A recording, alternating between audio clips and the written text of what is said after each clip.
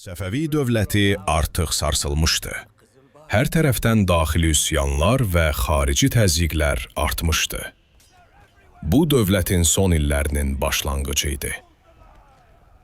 Nadir, Xorasanda kiçik bir kənddə doğuldu. Uşaqlıq illəri zəif və yoxsul bir ailədə keçdi. Amma içində böyük bir iradə vardı. Gənc yaşlarından Nadir özünə bir yol seçdi.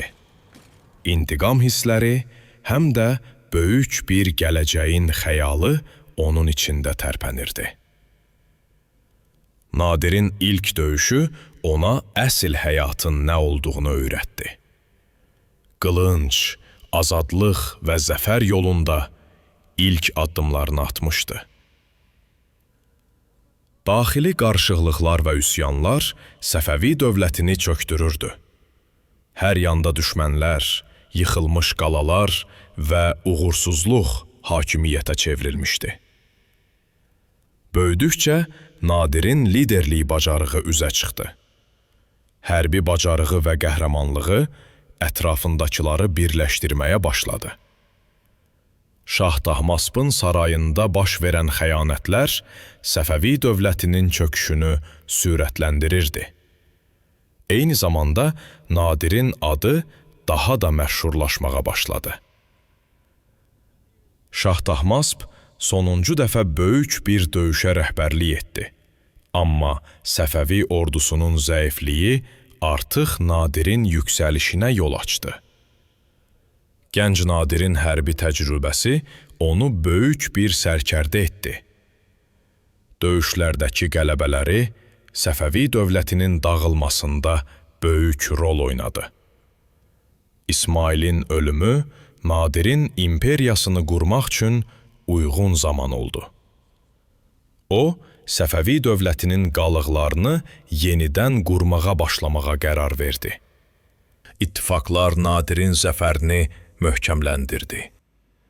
O özünü yalnız hərbi lider olaraq deyil, həm də şah olaraq taxtda oturdu.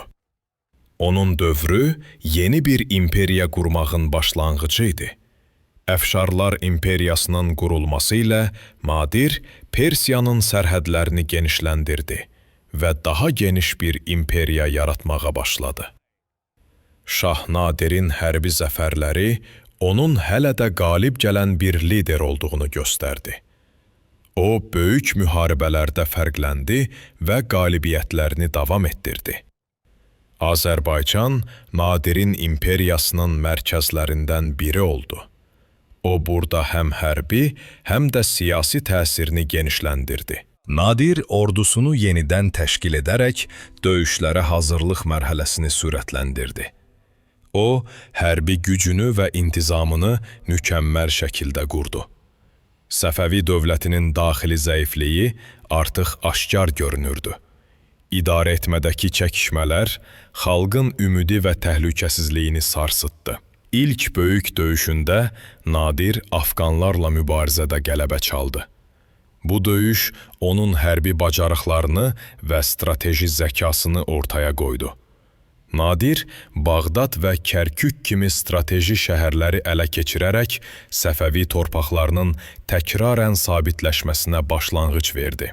Diplomatik sahədə də özünü göstərən Nadir, hərbi zəfərlərini diplomatik müttəfiqliklə dəstəklədi. Onun rəhbərliyi altında müttəfiqliklər qurulmağa başladı. Hindistanla qurduğu ittifaq Səfəvi dövləti üçün yeni imkanlar yaradırdı. Həm iqtisadi, həm də hərbi sahədə qarşılıqlı faydalı əlaqələr möhkəmləndirildi. Osmanlı imperiyası ilə mübarizə davam edirdi. Nadir, Səfəvi torpaqlarını müdafiə edərək Osmanlıların təzyiqinə qarşı möhkəm dayandı. Məşhəd və Həminə kimi strateji nöqtələrin alınması Nadir'in ərazini genişləndirmək məqsədinə çatmasına kömək etdi. Qızıl Ordu ilə əməkdaşlıq Nadirə yeni döyüşçülər qazandırdı. O, düşmənləri belə öz tərəfində toplamışdı. Nadir'in hakimiyyəti sərt və qərarlı idi. Dövlətin daxilindəki xəyanətkarları təmizləyərək hərbi intizamı bərpa etdi. Orta Asiya səfəri Nadirin hərbi gücünü daha da genişləndirdi. O, Uzbek xanlıqları üzərindəki qüvvələrini artıraraq imperiyasını daha da möhkəmləndirdi.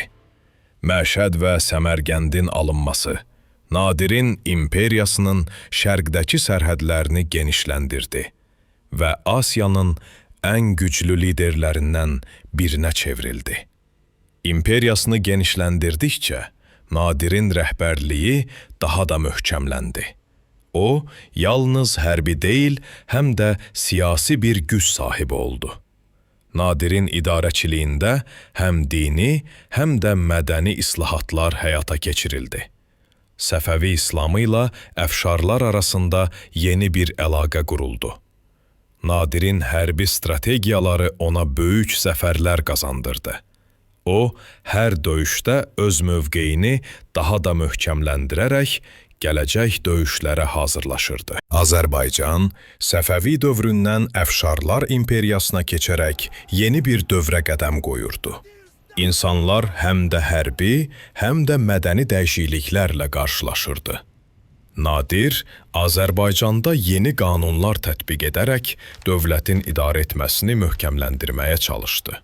Həm siyasi, həm də iqtisadi dəyişikliklər həyata keçirildi. Azərbaycanın yeni hərbi gücü həm Əfşar, həm də Qızıl Ordu döyüşçüləri ilə birləşdi. Bu güclər dövrün hərbi hərəkətlərində əsas rol oynayırdı. Nadir, Hindistanın qüdrətli müqəddəs muğallarına qarşı böyük bir kampaniya başlatdı.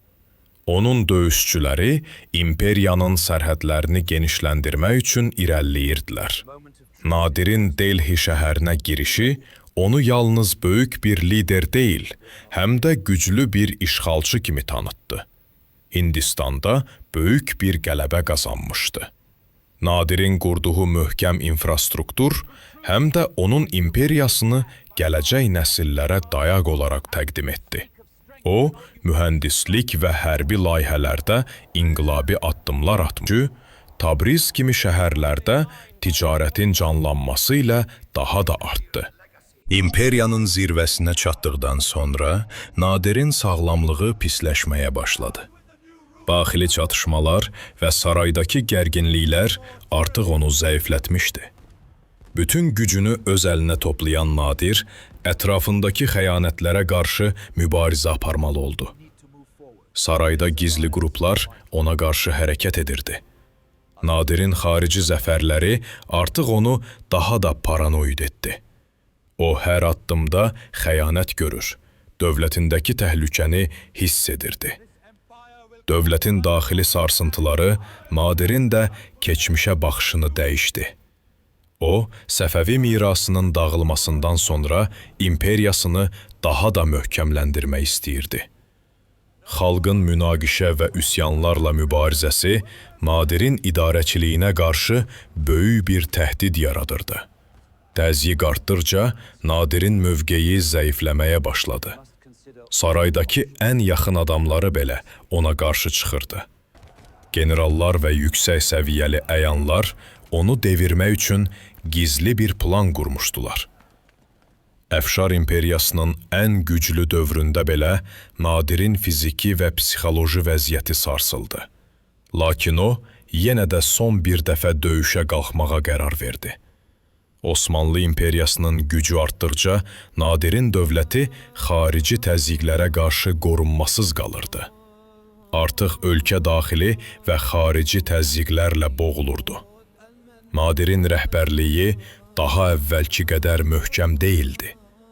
Dövlətin hər bir tərəfində çaxnaşma və qarışıqlıq baş alıb gedirdi. O, artıq qərar verməkdə çətinlik çəkirdi. Xalq Nadirin idarəçiliyindəki çətinliklərə qarşı üsyan etdi.